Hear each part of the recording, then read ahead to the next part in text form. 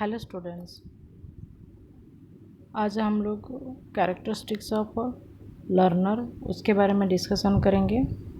इसके पिछले वाले वीडियो में हम लोग को कॉन्सेप्ट और उसका डेफिनेशन के बारे में डिस्कशन किए थे।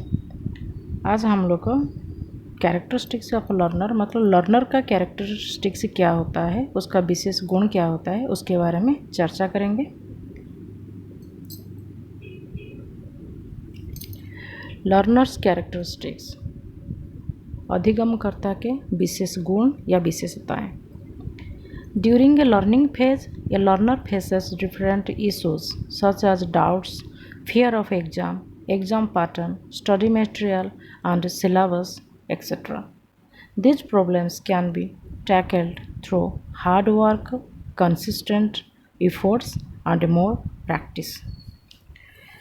जैसे बताया जाता है लर्निंग का अधिगम के समय में, अधिगम के दौरान अधिगमकर्ता को बहुत सारा प्रॉब्लम फेस करना पड़ता है, जैसे कि संदेह, परीक्षा का डर, परीक्षा पैटर्न कैसा आएगा, परीक्षा में मतलब कैसा क्वेश्चन आएगा, अध्ययन सामग्री और जो शिक्षण सामग्री होता है, टीचिंग लर्निंग मटेरियल होता है, उसके ऊपर में अगर समझ नहीं पाते हैं, उसका डाउट्स रहता है तो उसके लिए भी डर होता है। और पाठ्यक्रम जिसको बोलते हैं सिलेबस में अगर ज़्यादा कंटेंट होता है, ज़्यादा यूनिट होता है तो वो भी बच्चों लोग के लिए बर्डन होता है। तो ये वन टाइप ऑफ उनके मन में डर बना रहता है। तो this problems can be tackled मतलब इस दुविधा को दूर किया जा सकता है। इसके लिए कड़ी मेहनत, निरंतर प्रयास और अधिक अभ्यास के माध्यम से इन समस्याओं से निपटा जा सकता है।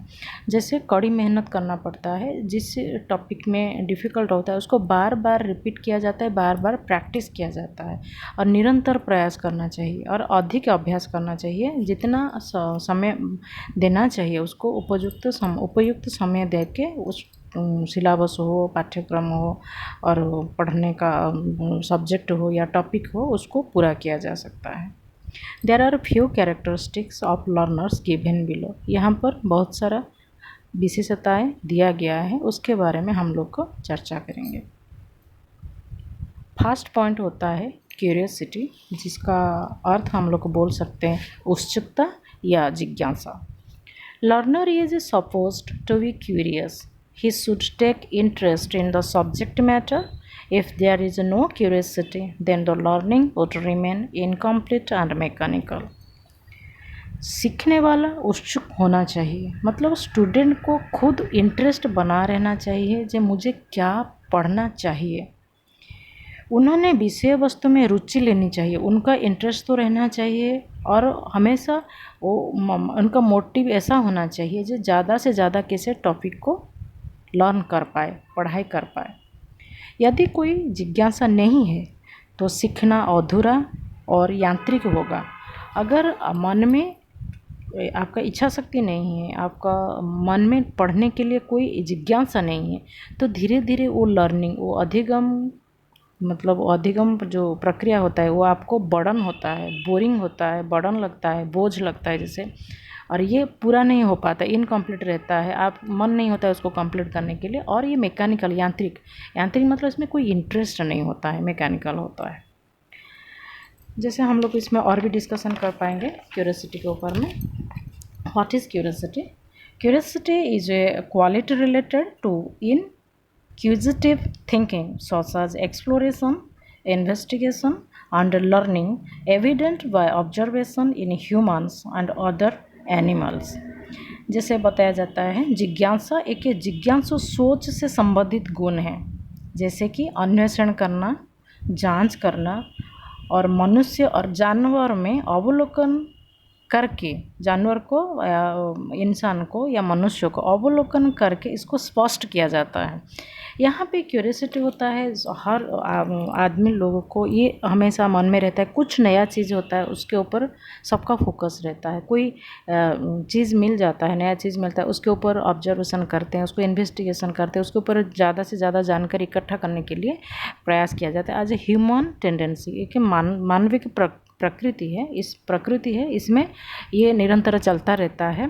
जैसे आपके पास कुछ नया चीज़ और नया देखना और नया समझने के लिए हमेशा प्रयास करते हैं, और ये स्टूडेंट भी ये एटीट्यूड अगर ये व्यवहार उन शिक्षण प्रणाली में लेते हैं तो बहुत अच्छा होता है और उनके लिए नया नया ज्ञान अधिग्रहण करने के लिए सुविधा होता है।